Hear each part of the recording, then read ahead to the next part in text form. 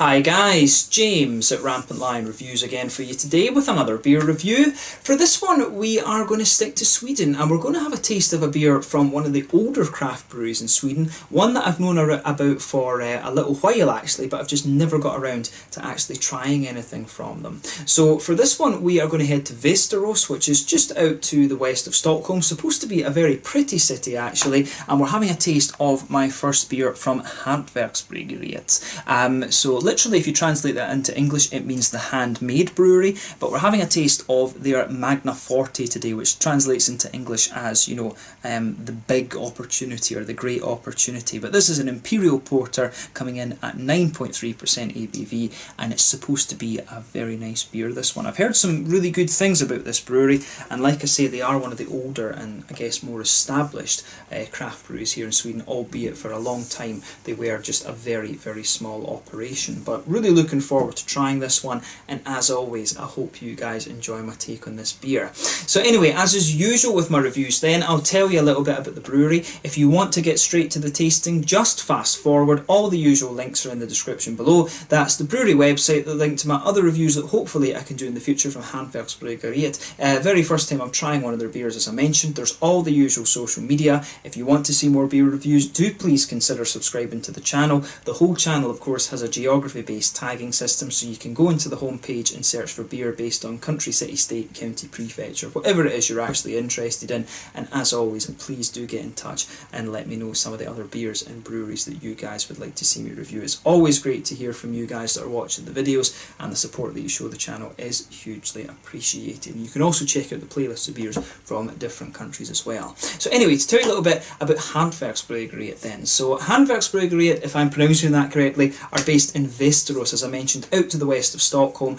and they were founded back in 2003 by Håkan Erlebeck and Raimo Gester. There was a considerable age difference between the two guys actually, but Raimo had a background in technology and he still works in this field while also being involved a little bit in brewing the beers, but he was the original brewmaster at Hantverksbryggeriet. But today he's working in sensory technology in particular. I did find a very interesting article about the work that he's doing, and he's developed a very well regarded alcohol sensor that's used in sports testing and in breathalyzers and stuff like this. He does seem to have had a very, very interesting career. But basically both Håkan and Raimo were beer lovers. They homebrewed together and they later trained professionally as brewers. They drew up a business plan and started their own brewery together, and the brewery itself can be found in Hässle, just next to the airport, and it remained a very kind of small operation for a number of years. In early 2017 though, Håkan left the brewery. I think he basically retired because he is a good little bit older than Raimo. And at this point, Raimo was then joined by Erik Olofsson as a new co-owner, and at this point in time, I believe the brewery were only producing around 30,000 litres of beer, but they upped this over the next year to 100,000 litres of beer, and they do plan to scale up even further to 500,000 litres of beer by 2020. But Erik also comes from a background in IT and technology, and he took over the main brewmaster duties. Later they were joined by Peter Pettersson as a co-owner as well, and they now employ Daniel Strömberg as their main brewer, and he handles the day-to-day operations of the brewery itself. But in total they've produced somewhere in the region of 45 or 50 different varieties of beer, and they also have 12 regular beers listed on their website as of April 2019. And the other thing I guess you should say about this brewery as well is when they're founded back in 2003, they are one of the older craft breweries in Sweden, albeit when they've only been producing around 20-30,000 litres of beer a year for a number of years, they are one of the more smaller scale ones. 2003, of course, if you go back that far, the main breweries you're talking about being in operation then would be the likes of Nynäshamns Ångbryggeri, you know, famous for the Buderu Bitter. Of course you've got Närke Kulturbryggeri as well, the Örebro Bitter. And you've got Opigårds Brewery as well. I'm not sure which other ones actually that I've reviewed would have been around in that time, but you know, you're talking about those three breweries, one of the more established, three of the more established ones, I guess you could say, three of the bigger operations now these days in being around in Sweden. So yeah, it's quite impressive that these guys managed to survive as such a small operation for long, and usually it seems to be the case that these breweries want to expand, although I guess you could say that Närke Kulturbryggeri would be another exception to to that rule, if you like. But yeah, as I say, I've seen these beers around quite a few times before. They tend to be a little bit more pricey. You know, you're talking about 70 or 80 crowns for one of their beers, but they are a little bit higher in alcohol, of course. But this is the first time I've actually got around to trying one of their beers. As I say, at the moment on their website they have 12 different varieties listed as their kind of core range, but there was a good number of their beers would come through the specials and the local releases and things like that every so often. So yeah, it's good to finally get around to reviewing one of their beers, and I've heard that this one is pretty damn nice actually. I've heard that these guys are particularly good when it comes to darker beers, but they've just gone through a sort of rebranding, if you like. Their beers used to look considerably different. They were sort of brown labels with this kind of roundel on it. And if I remember correctly, it had a little bit of a kind of ragdoll figure on it too. So this is one of the first beers I think that they've released in the local assortment that has the new labels. Otherwise, it's been very recently, within the last year or so, that they started changing their artwork and stuff like this. But yeah, that's all you really need to know about the brewery for the moment. If you do want to learn a little bit more, you can check out the brewery website in the description below. And of course, you can follow them on Facebook and Instagram and stuff like that. And that will keep you up to date with all the latest goings on there. But yeah, let's get on to the actual tasting of this beer itself then.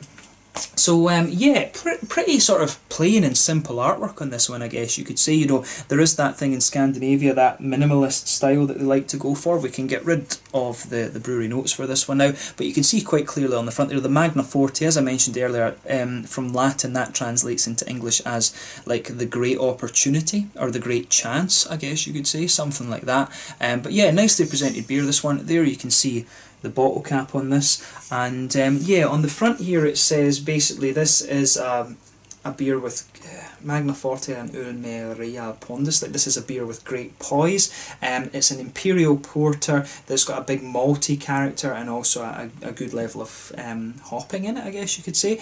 The focus should be on the softness and the roundness of the chocolatey side of the flavour, and you can also, it says, it fits well with food, particularly with a strong cheese or would that be fig jam, fig marmalade, like fig jam. But it also recommends that you should serve this one at around 10 degrees, which I believe, yeah, this will be about 10 degrees just now. We've got it just around the right temperature. So it's saying basically it's got a very strong and rounded flavour, and they recommend that you either have it on its own, it can stand well on its own, or you should have it with strong cheese or a figgy marmalade. So yeah, quite an interesting little statement to put on the front of the beer, that one there. But yeah, as I say, a 9.3% Imperial Porter. So without further ado, let's get this guy out and we'll get on with the tasting. Just another little look at it for you there. But let's get it out and see how we get on then. A little bit of smoke on the opening there. It says best before 2020, this one. It's saying the 1st of November 2020, so I'm guessing this beer was maybe bottled sometime in November of 2018. But yeah, one thing I should also say, I've noticed this with some of these local assortment beers. There seems to be a real kind of leaning at the moment towards brewing Schwarz beers and Tmavis and porters and things like that recently. I'm not sure if there is some kind of fad going on in Sweden, but quite a few of these little breweries that are releasing beers every month in the local assortments here in Sweden, they seem to be really into actually releasing a lot of these different different sort of black lager beers. Basically, the porter, of course, is the English equivalent of the German Schwarz beer or the Czech Tmavy. So these really nice light in mouthfeel, but big in dark malt sort of beers. But yeah, when we have this beer out, you can smell a lovely kind of red fruitiness to this one. You can smell some of that roasty black malt and chocolatey quality as well. But the thing that's striking me about this one, without even smelling it too in depth, is the level of fruitiness and things that you're getting out of this beer. But as you can see, and as you would expect from a porter beer, this one's poured basically a nice dark ebony rosewood colour. If I hold it up to the light, it is actually pitch black. It doesn't even have a little bit of a kind of chestnutty or Coca-Cola edge or anything like that. It is pretty much a straight up pitch black colour. There's a solid quarter or third of a finger of a frothy dark tan head on this one actually. It's not the darkest tan head that I've come across, of course, but still a pretty dark beigey coloured head on this one. One or two big bubbles sticking towards the side of the glass and a few little ones just heading up towards the bottom of that head there. But you know, overall it looks pretty nice and nothing particularly surprising about this one when you consider that it is an Imperial Porter. But yeah, let's take a closer look at that aroma then and see how we get on. I've got the impression from this one, just from moving it around, it is going to be a fairly complex aroma. Oh yeah. So yeah, nice roasty black malt to this one, forming the backbone of the beer. It does have an element of smoothness about it at the same time. It has a nice little bit of an almost kind of breadiness to it, but I don't know if it's quite right to describe it as bready. Yeah, it's quite chocolatey, this one, and it's quite a smooth, almost powdery chocolate that's coming out of this. It's almost as if you kind of stick your face into one of these hot chocolate containers, if you like, the powdery hot chocolate. It smells like you're sticking it in, you're sticking your face in one of those. So yeah, a nice roasty black malt backbone to it, some sweeter chocolatey elements. I would say this one's around a sort of 60-70% cocoa chocolate actually. There's an element of milky, lactosey type quality into this beer. They haven't added that to the beer, of course, but it does have a little bit of that milky chocolate quality to it. But yeah, nice roasty black malt backbone, maybe a teeny little bit of nuttiness to this beer. No, how do you say, no real woodiness to it. I want to say there's a little touch of a brown sugary note to this one, quite a sweet caramel, I would say. And that mixes in with the slightly nutty element that this beer has too. I do think there's a bit of caramel malt added in here. But yeah, a really nice, interesting, complex malty aroma, this one. It actually smells really nice. It does have an element of cakiness to it, and it's almost like a little bit like an alcoholic kind of fruit cake type thing. It's got a really interesting malt base to it, this one. When it's a porter, you do expect it to be a little bit more of a kind of malt forward beer. Maybe it's a little touch leathery as well, to be honest. So as I always say, take a little bit of time and enjoy the aroma of the beer before you get stuck into it. This one does have a good level of complexity, and it will keep you interested. Yeah, that's really nice actually. I have to say that the aroma of this beer really is very, very nice. On the hoppy side of things, you can smell there is a good little bit of earthiness to this one. It's not an English earthiness, I don't think. I'm pretty sure they'll have used American hops in this one rather than English hops. It doesn't quite have that strength of earthiness, if you like, that you would get from the English hops like Fugels or Kent Goldings or something like that. Pretty sure it's an American hop they've used in here. I wouldn't be surprised if there's a little touch of Williamette in here, to be honest with you. But yeah, a little touch of earthiness in there. You can pick up a sort of grassiness, maybe a very light floral quality to the beer, and there's a little bit of a red. Yeah, there is a little bit of a red fruitiness to the beer as well, which is quite nice. Yeah, I would say a little bit of a kind of figgy note, as I was saying, maybe some dates or prunes or something like that, and maybe a little bit of a kind of black curranty note in there as well. So it does have a little bit of a berryish red fruit quality to it, but overall it's a really nice aroma to the beer. It's got a good level of complexity to keep you interested in the style, and it smells like a really nice Imperial Porter, this one. You can smell with this beer that it is a little bit on the boozy side of things. So as I always say, take a little bit of time and enjoy the aroma of the beer before you get stuck into it, but we're going to have a taste of this one now. This one is the Magna Forte, an Imperial Porter coming in at 9.3% from Hantverksbryggeriet in Västerås, just out to the west of Stockholm here in Sweden. Let's get stuck in. Slange, skål.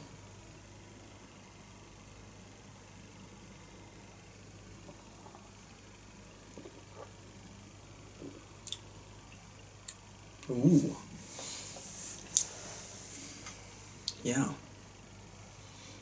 That's really pretty nice actually. So, first impressions of this beer. As a porter, it is a bit of a monster. It leans towards the roasty toasty side of things. I'm not sure, I don't know if you can quite describe this one as a robust porter, because it does have a good roasty toasty side to it, but at the same time, it does maintain a level of smoothness that you would expect from an English porter. To me, this is more of an English porter than an American porter. I've always found the American ones just to be a little bit sweeter. But to me, this is quite a smooth take on the English porter. I think it's fair to say that about this one. And as I said, you know, it's interesting this because there seems to be a lot of gravitation in the Swedish beer market at the moment towards these lighter mouthfeel, dark beers. There's quite a few breweries brewing Schwarzbiers and Tmavis at the moment, as well as porters.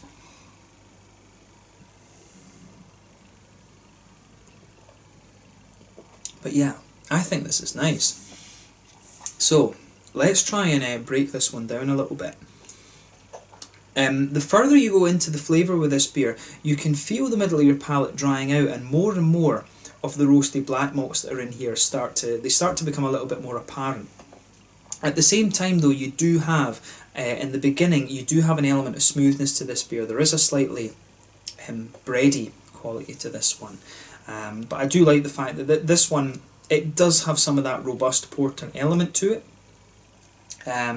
But it has got an element of that smoothness in there. The brown sugary notes that I was picking up in the aroma of this beer, again, that's not so obvious in the actual flavour. This one really is a very roasty, toasty Imperial porter.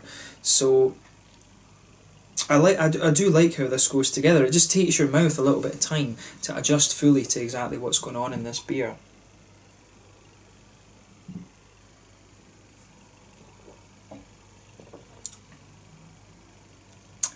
Yeah, and the more that your mouth adjusts to it as well, you start to get a little bit more of a kind of cakey, boozy type quality out of this beer as well. So yeah, like I said, middle of your palate is kind of just blanketed with this roasty, toasty black malt backbone. As the palate dries out, you start to get more and more of that going into the aftertaste. On top of that, you've got a little element of smoothness to the beer. If you go to the very centre of your palate, there is a little bit of a chocolatey quality to this one. Maybe just a little hint in the very centre of your palate of a kind of brown sugary note. A little bit of a toasty, caramelly type thing. And that'll be covering up the booze in this a little bit. At 9.3%, it's not the heaviest Imperial Porter I've come across. I think the heaviest ones I've had have been in the sort of 10-11% kind of bracket, but at 9.3%, this one is one that it does have a fair bit of a kick to it. I would say that about it. If you go further forward on the palate with this one, if you go to the very centre of your palate actually, then come further forward, you do get a little element of nuttiness with this beer, which is quite nice. It's a nice little subtlety in there. Maybe there is a little element of a kind of leathery quality to the smoothness of this beer. It's not quite bready, it's more of a, it's almost like a pale malty smoothness actually this beer has. So you've got a hell of a lot of black malt in there, but you do get a little element of smoothness just from the pale malt that they've used in here. It's almost like a kind of German smoothness. I wouldn't be surprised if they've used a German pale malt in here, just because of the way that the smoothness is coming out there. I've always found English malt to be a little bit more grainy than the German malts, but I'm pretty sure that it's a German malt that they've used in this beer. But I do like how that works actually. It could right enough be a Swedish malt from one of the local companies over here. But this beer, it does have that nice roasty quality that you expect to have a London or English porter, but it just has a bit of German smoothness to it, like the Weiermann malts, for example, from Bamberg. It really has an element of that smooth, pale malty character on top. But like I say, a little bit of nuttiness in there. In the very centre of your palate, you can get some of the chocolate elements. I would say you're talking around a 70, maybe 80% cocoa in there. It's quite a high cocoa level of chocolate you're getting from this one. I have a little bit of sweetness from the malty side of things as well. And if you go into the very centre of your palate and move forward, there's a little bit of a nutty note to the beer as well. So this beer, it isn't the most complex porter that I've come across, but the flavours all go together quite nicely, and it does lean towards the roasty toasty side of things in terms of this particular style. On the hoppy side of things, back corners of the palate, you've got a good little bit of earthiness there. It's not quite dark and ashy enough, if you like, to be an English earthiness. I'm pretty sure it's American hops they'll have used in this beer. But as you come further forward on the sides of your tongue, that just smooths out a little bit. You get a little touch of a floral quality on the front corners of your palate, then round the very front curve of the tongue, you've got a lighter kind of grassy note in there as well. But behind the front curve of the palate, you've got that little oily bubble where the juicy fruity esters start to come out of the beer, and you have a nice I want to say it's a slightly medicinal kind of phenolic sort of thing. There is an element of cakiness to this beer. It does have a little bit of a cough syrupy note to it. I want to say it's a kind of datey, pruny type flavour. There is a little bit of raisiny sharpness in the beginning of the fruity side of things. When you take the beer in, there is a little bit of that raisiny sharpness, but as you go further into the flavour, it becomes a little bit more medicinal and a little bit more cough syrupy, but you're also getting an element of a kind of figgy quality out of this one, which is really nice.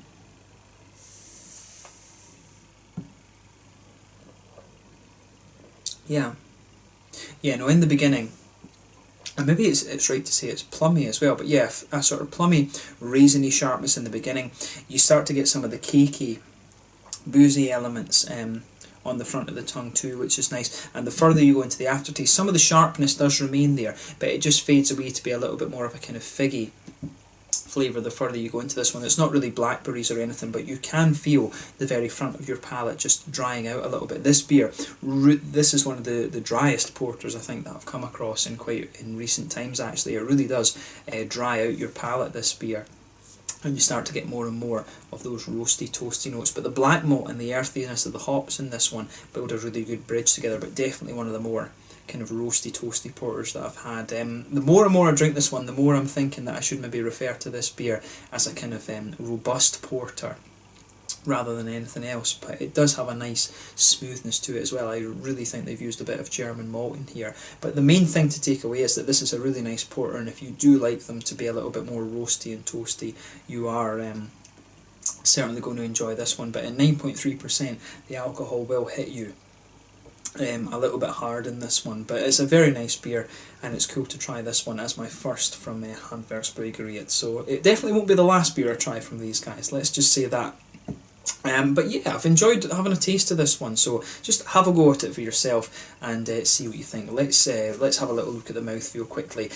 So I would say overall this beer is, I'd say it's mid-bodied. Carbonation's very, very smooth on this one. The mouthfeel has a good balance between being a little touch oily and a little touch wet. It's not the lightest porter I've come across, I think it's fair to say that. Good little bit of bitterness to this one. I think we're talking maybe 60 or 70 IBUs in this beer, something or that. Some of it coming from the malt, some of it coming from the hops. Not really a sweetness to the beer, this one, but the malt base does have an element of smoothness to it. There's a little tiny bit of sweetness in the middle of the palate, and it does have a little bit of sharpness and juiciness to the fruity side of things the later you go into in the beginning of the flavour, but it really does. This is one of the drier porters I'd say that I've come across, but I really like this one. I wouldn't hesitate to drink it again, but it is a little bit of a treat, this beer. This is one of the ones that you finish the night off with. But yeah, a very good beer, this one. I wouldn't hesitate to drink it again, and it does make me curious about some of the other things that they do. So I think this is a very good place to start off my reviews with Hantverksbryggeriet. So I'm almost a little bit disappointed in myself for not trying some of their beers sooner. But yeah, let's leave it at that for this then. This one is the Magna Forte, a really nice roasty toasty Imperial Porter at 9.3% from Hantverksbryggeriet in Västerås, just out to the west of Stockholm. I certainly wouldn't hesitate to drink this again, and if you like your porters roasty and toasty, this is going to tick the boxes for you. So yeah, once again, thank you for watching my beer reviews. Until the next time, please like, subscribe, share, all the usual YouTube stuff. Let me know your own thoughts on this one in the comments section below. Let me know what your favourite beers are from Hantverksbryggeriet as well, and I'm sure I'll return to these guys at some point in the near future. This is the Magna Forte, an Imperial Porter coming in at 9.3%. from Hantverksbryggeriet in Västerås, out to the west of Stockholm. Until the next time, Slanja just now, and I'll catch you guys very soon. Slanja, skål.